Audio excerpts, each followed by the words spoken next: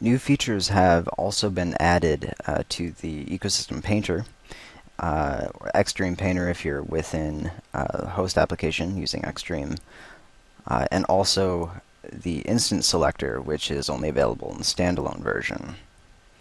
I'm just using the ecosystem overview scene, which is just a basic ecosystem on the terrain. First, we'll just take a look. It doesn't take long to cover this feature. It's part of the select ecosystem instances and the instance selector. What we can now do is invert our selections. A new invert button's been added. So if we go ahead and just select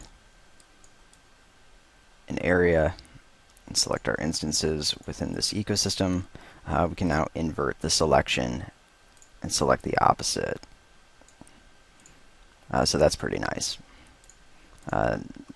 Not a whole lot to cover on that, but a nice little new feature added in, because before this wasn't really possible, or it was more difficult to achieve if you wanted to reverse the selection.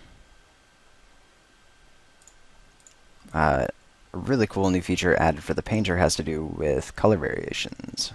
So we're going to go, and first we need to add in color variations to this ecosystem.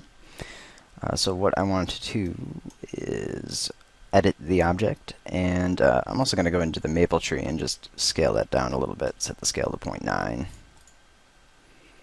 And also reduce the presence of it to maybe 0.3. We're going to go over to the Color tab, and we're going to turn on Color at low densities, and I'm going to increase the influence, increase the radius a little. You should get a little bit of the coloring in there, and also set up variable color. I'm going to load in a color map for this, and load in one of the color maps included with the training. We'll go ahead and load in color segments. And now we need something to control this color map. So we're going to edit the function, and I'm going to add in one of the new color nodes, terrain color patterns. And we can connect that to this filter for the color map. Click OK. Making sure the mapping's at world standard so that the color pattern works a little bit better.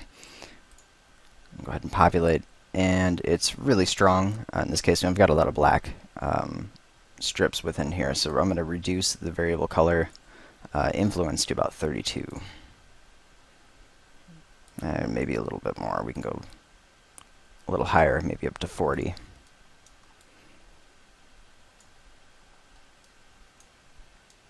Yeah, go back and we can edit the material, and I'm going to open up the painter.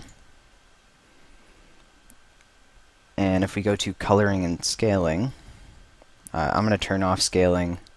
We can go to color, and there is a new button to reset the color. Now this is pretty neat. What we can do is now revert instances, and I'm going to increase the power of this. But what we can do is revert the instance color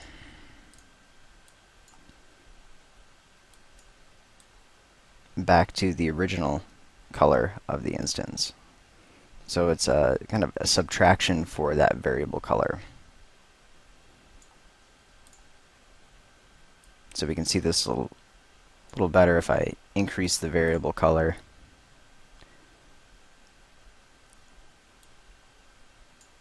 Go back to paint.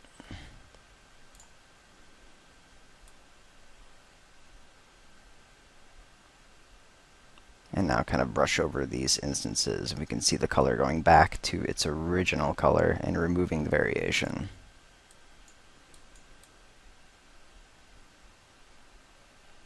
And if I increase that to 100, it'll just go overwrite it completely and get it a little more powerful, just around. I've got it at 96 right now, so it's not completely overriding the color, but it is a lot quicker. And that can sometimes depend on the viewport you're using to modify. But this is a neat little feature that I've found pretty useful so far. And this should still work with the paint what option, where we can only revert the color of certain instances First I'm going to go ahead and cancel that, clear it, repopulate, go back to paint, and select, let's select the maple tree, only selected item, and now just the maple trees are having their colors reset and reverted back to normal. So we can go through the list and adjust our densities based on individual instances if you want, or a bit of everything, which is just going to include all the instances that the brush selects. So pretty neat. Within the painter, you also find the new stacking feature, but we'll be taking a look at that in a different section.